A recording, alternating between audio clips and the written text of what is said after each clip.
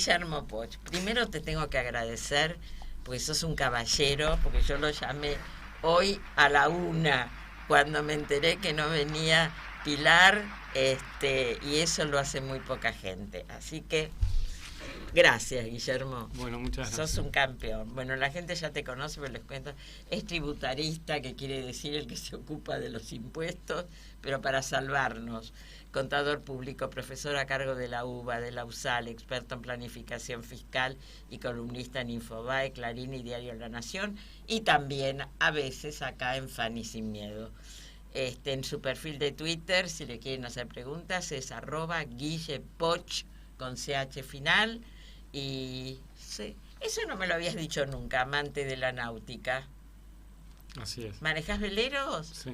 Vos sabés que mis primos son los únicos argentinos que ganaron el de Captain's Cup con el Red Rock. Bien. ¿No sabías eso? No. Son también amantes de la náutica. ¿Fue ese día que se dieron vuelta a todos los barcos? Y algunas veces. No, pero no, fue una tormenta terrible. Y yo no sé cómo, el Red Rock, porque era un barco hecho por Germán Frers, viste que son barcos de maravilla. No sabía. ¿Y salís a navegar? Cuando puedo, sí. Para olvidarte de la suba del dólar. Y de los impuestos. ¡Qué horror! ¡Qué horror! ¿Es verdad que este es el país donde se pagan más impuestos que en cualquier otro lugar del mundo?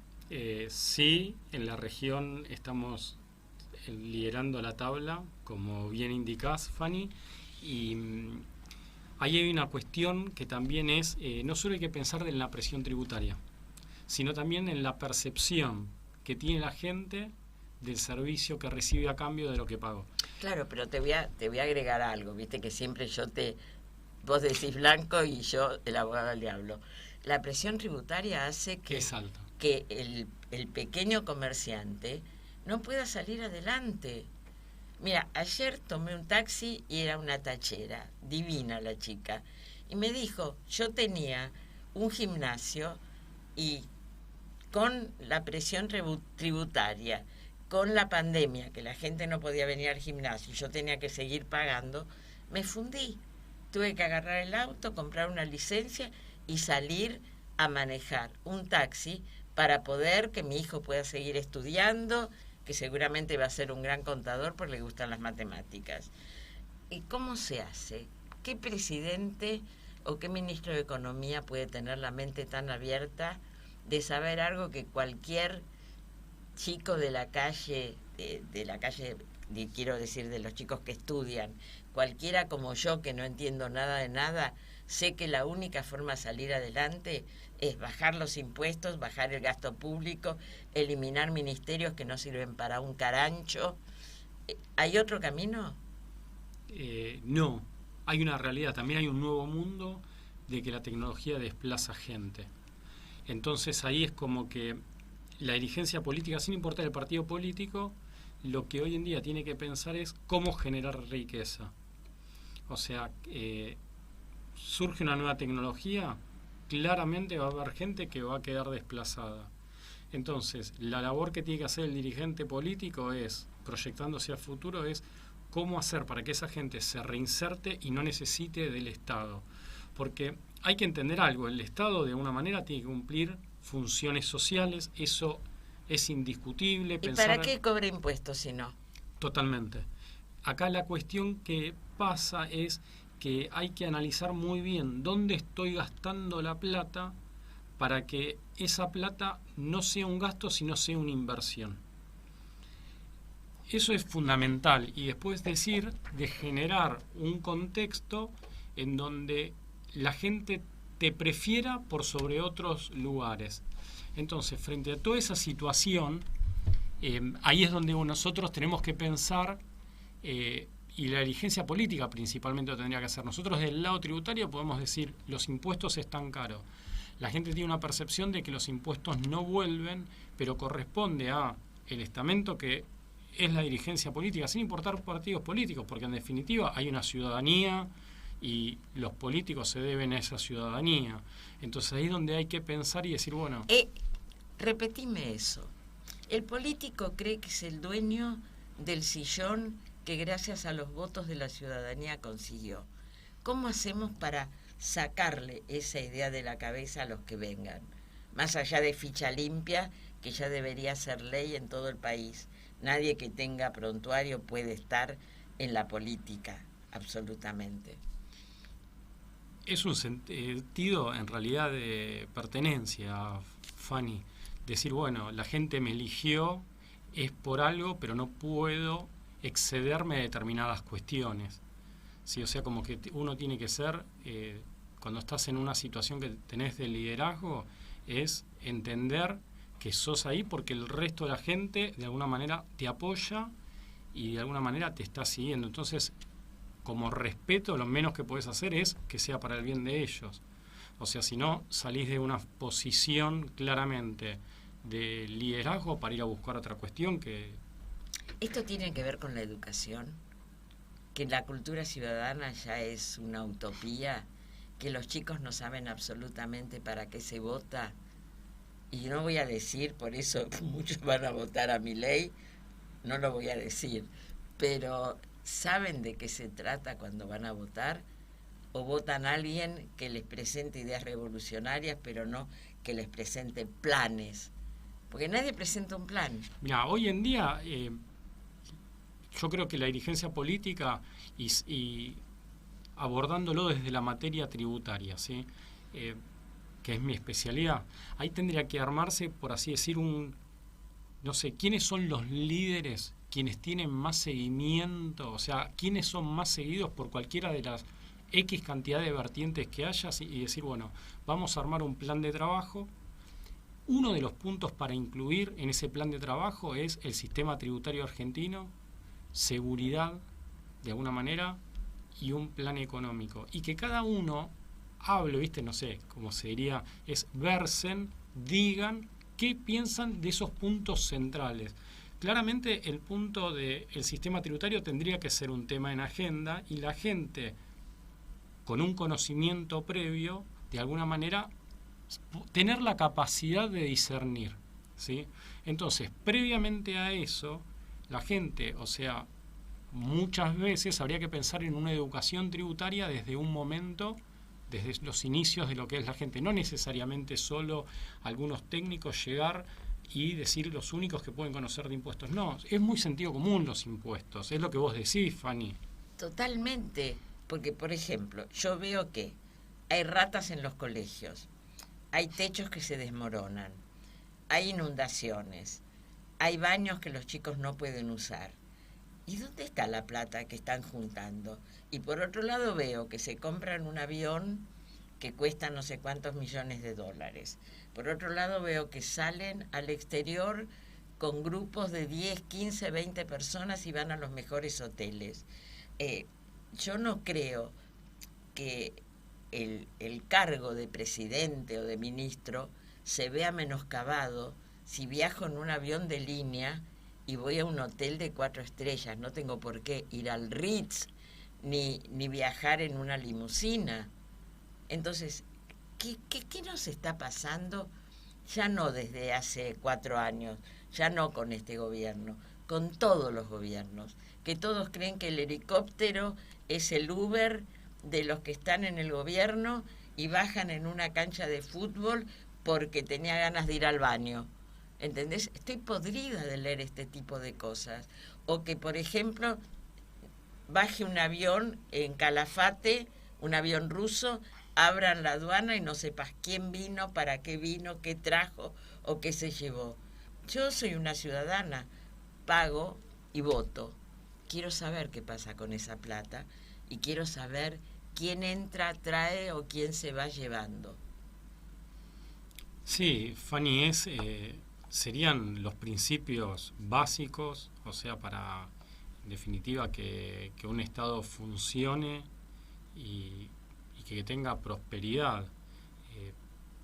Argentina sabemos que hacia los inicios de 1900 era un tipo de país, hoy claramente no es ese mismo tipo de país. Los recursos naturales están, los recursos humanos están, y después uno puede decir, bueno, Sobran los recursos humanos, por eso se van todos los días, porque encuentran trabajo en el exterior. O sea, todo el mundo tiene a alguien en el exterior. Y todo el mundo quisiera tener a los hijos, a los nietos, acá en el país. Y no puedo entender, ¿qué es esto de medidas cautelares, rechazo, contribuyente suspendido del registro por no haber ingresado divisas en sus operaciones? Te controlan lo que te tiene que entrar por lo que vos vendés y vos no podés controlar lo que gastan ellos con tu plata. ¿Es más o menos eso? Y de alguna manera no está mal que el fisco controle. No. O sea, claramente el fisco tiene que controlar. Pero a Cristóbal López, a Báez, a Kirchner, ¿entendés? A ellos tiene que controlar. No tiene que controlar al pobre tipo que se desloma laburando para pagar un impuesto de lo que vende. A todos. Sí, o sea, porque pero empezar por arriba. En definitiva, desde el punto de vista tributario, o sea, todos somos iguales. Y ese es uno de los principios tributarios, ¿sí? O sea, es que todos somos iguales y hay algo que se llama el principio de igualdad, que no es solo en cuanto paga, sino en cuanto a su tratamiento. Es el principio de la justicia. Por eso, entonces, por eso, parten desde esos lugares. O sea, para que el Estado funcione, tiene que partir de, llamarlo una justicia, ¿sí? Por así decirlo. Todos, o sea, hay que fiscalizar, tiene que estar siendo revisado, tanto el trabajador como aquel que pueda tener otra situación, o sea, y sin distingo. Ahí lo que se habla es que cuando vos estás poniendo un dedo en alguien particular, sea porque es el número 1, sea el número 210. No pido que pongan un dedo en esa persona, en todas las personas. Todas, o sea, ahí es donde hay algo que se llama, que para que vaya bien el sistema tributario se llama eficiencia, para que haya eficiencia fiscal. En materia impositiva, por un lado, en cuanto a la carga tributaria, vos no tenés que hacer dirigismo fiscal, pero también está vinculado a cuanto a las formalidades, cómo sos fiscalizado, todo, porque también está mal hacer foco en un determinado estamento o persona. Entonces, las cosas tienen que ser ecuánimes. Estoy de acuerdo con vos. Y en eso es como que la Argentina, o sea, o la audiencia, vos lo estás diciendo, y puede ser que muchos estén diciendo lo que está diciendo Fanny es así, eso no está bien que termine sucediendo, ¿entendés? Ahí habría que hacer cambios. Está bien, pero estuvo sucediendo, está sucediendo.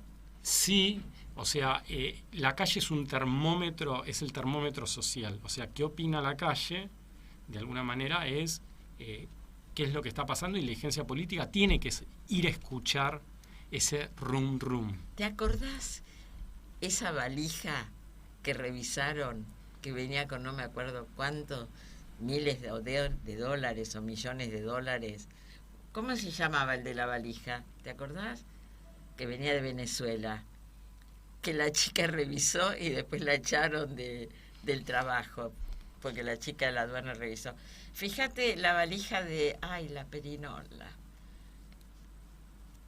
Valija encontrada con dólares que venían de Venezuela. Bueno, ¿dónde está ese dinero? Sí, recuerdo el caso, creo que eran $800.000. Creo que sí. Sea, era la época de Cristina. Seguramente ahí hay cuestiones legales que hay. Antonini Wilson, que también está siendo juzgado en Estados Unidos. Ahí, o sea, no sé si... Gracias, Patri. Si eso hoy en día, con la legislación, no sé, en materia penal, que debe ser el derecho que se debe aplicar, si está posible de que sea restituido hacia la sociedad o hay que mantenerlo hasta que se dicte. Eso excede mis conocimientos, Fanny. Pero claramente, o sea, la función, y ahí si era la aduana, es el fisco, y está bien ser fiscalizados. Sí. De alguna manera, lo que no hay que hacer es un distingo. ¿Entendés? No, fiscalizar a todo el mundo. No puede ser que haya gente que pase por la aduana y que haya un cartelito que diga estas valijas no deben ser revisadas, como el otro día explicaban con todo lo que viene de China para Neuquén, sino que todos tenemos que ser iguales. Si yo paso por la aduana, mis valijas son revisadas, sí. ¿Entendés? Y si traigo algo que es ilegal, tengo que pagar los impuestos que corresponden. Totalmente, o sea, tenemos que tener un trato igualitario entre todos. Si después en materia tributaria también le puedes dar un trato desigual a los desiguales, porque eso es por un concepto, algo que se llama de capacidad contributiva, que aquellos que tienen más capacidad contributiva en proporción tienen que estar retribuyéndole más al Estado. Entonces vos tenés algo que se llama, por así decirlo, un principio de igualdad, todos que sean tratados con el mismo criterio, o sea, en el mismo plano, y después aparece, esto ya está vinculado a cuánto tiene que pagar cada uno, y es que cuanto mayor capacidad contributiva tenés, más tenés que pagar. Entonces hay que dar un tratamiento desigual entre los desiguales. Bueno, pero tiene que ver con el capital que tenés. Capital, las rentas que generás y todo eso. Pero en cuanto a lo que es formalidades, tiene que ser igual. O sea, vos no podrías estar diciendo hay alguien que se le revisa más y a otro menos. No quiero seguir hablando, pero por ejemplo, nadie me explica cómo un sindicalista puede tener un coche de alta gama y hacer vuelos privados. Pero bueno, no importa, ese es otro tema. ¿Estás hablando de algo? No, pero no tiene nada que ver con los dólares, la celiaquía. Dejémoslo de lado. Dolarizar, ¿para qué sirve? ¿Sirve o no sirve primero? Hoy, no hablemos de otro momento del país. Hoy, con el Banco Central sin un mango. Argentina, Fanny, vive una economía bimonetaria. Totalmente. Eso no lo podemos discutir.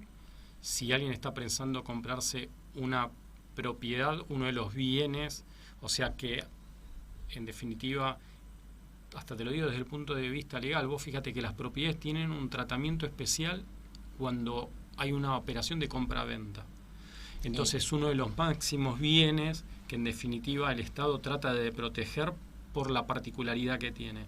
Entonces, si es tan importante para la sociedad que se le da tratamientos distintos en cuanto a la forma de operarlos, o sea, la forma de transaccionarlos, y esa medida está dada en dólares, ya es llamativo. Sí, pero hasta por radio te dice, en un departamento de un ambiente te sale tanto, y los alquileres también se arreglan en dólares. Por eso, entonces eso es, ¿qué es lo que termina sucediendo? La moneda, cualquiera sea, divisa extranjera, moneda local, te sirve como una unidad de medida. Claro. Imagínate que vas a un sastre y cuando te quiere hacer un traje a medida, empieza a usar un metro que sea una bandita elástica. El traje sale cualquier cosa. Bueno, el no tener una moneda que te sirva para medir, claramente lo que te lleva es que el traje que el sastre te tiene que hacer te saca cualquier cosa, una manga larga, la otra corta, te lo pones, te queda de cualquier manera. Entonces ahí es donde claramente la gente cuando ve y dice, che, pero esta moneda no me sirve para medir. Genera distorsiones el no poder medir adecuadamente. ¿Por qué? Y esto lo tengo escrito en un artículo, que la gente en estos contextos inflacionarios, aquel que es rápido o tiene bienes que la sociedad demanda más por necesidades, se puede llenar, o sea, puede hacerse rico. Y aquel que demora, piensa un poco en el otro, puede estar perdiendo capital y fundirse. Entonces, ahí es donde la gente tendría que pensar, porque poner un día, me pasaba con mi cuñada, ella en otro rubro, dice, pero la inflación no tiene ningún efecto, porque hay inflación, a mí me suben en consecuencia, no hay problema. Esto te comento cuando hablábamos hace varios años atrás de lo que era el inicio de la inflación. ¿Qué es la música esta, chicos? No, bájamela. Entonces, la gente dice, bueno, la inflación no impacta, porque total, llega a fin de mes, me suben el sueldo, se corrige. No, eso es una, te digo, para alguien... para el jubilado eso no corre. No, ahí empieza otro de los problemas. Ponele para la gente activa que le corrigen el sueldo. Primero hay una demora en la corrección del sueldo. Después, a vos te pagan el sueldo ponele primero, tuviste una inflación del 7%, sí. A fin de mes, la plata te rinde un 7% menos. Entonces, bueno, todas esas cuestiones, y en adición a esto que te digo de que te sirve para medir mal, ahí es donde la gente empieza a buscar otro tipo de moneda que puede empezar a medir y que pueda conservar valor. Hablar de una dolarización, te digo, tiene sus bemoles, vas a tener libritos de los dos, algunos dirán que sí, otros dirán que no. Y ahí de nuevo, Fanny, ¿por qué tenemos que pensar en dolarizar? ¿Por qué tenemos que hacer el esfuerzo de dolarizar cuando tal vez en una economía estabilizada y país que meridianamente hace las cosas ordenadas? Eso valía. Por eso, pero ahí es como que nosotros en Argentina nos sucede de que siempre tenemos que buscar una solución a un problema que nosotros mismos estamos generando. Entonces esas son las preguntas que nos tenemos que hacer, decir, ¿por qué tengo que salir a buscar una solución si en realidad lo puedo corregir antes? Es como decir, mira, una persona le gusta comer, come mucho y sabe que hace mal. No tengo que ir al nutricionista. No, espera, primero empecé a comer menos, tenía una cierta conducta, ¿sí? Habrá situaciones particulares en cada uno, pero y después en tal caso, pero como que no que la solución tenga que ser la dolarización o no, sino hagamos un recorrido previo. El problema es, ¿hay países sin inflación? Los debe haber. Hagamos la misma receta. No debe ser tan complicado. Se puede bajar la inflación, Israel la bajó. Por eso. Entonces, ahí es como decir, ¿nosotros estamos condenados a la inflación o nosotros mismos como país somos los que la generamos? Esas son las preguntas. Entonces, si se puede controlar la inflación, ¿es un problema nuestro? ¿Es un problema externo? Y la última cortita, porque sé que te tenés que ir y no quiero que llegues tarde. Sí, se me fue. La tenía acá en la punta de la lengua. No importa. La próxima vez, en cuanto me la recuerde, me la anoto y te la hago. Porque... la tenía acá. No la puedo sacar. Guillermo, gracias por venir. Por favor, hacémela cualquier cosa por teléfono y te la respondo. Dale, te la hago y el jueves que viene la contesto, porque estaba buena. Guillermo, ¿cómo te encuentra la gente? En @ @GuillePoch en Instagram y Twitter, y en LinkedIn, en el cual difundo novedades así vinculadas al mundo tributario, en Guillermo Poch. Gracias. A vos. Mientras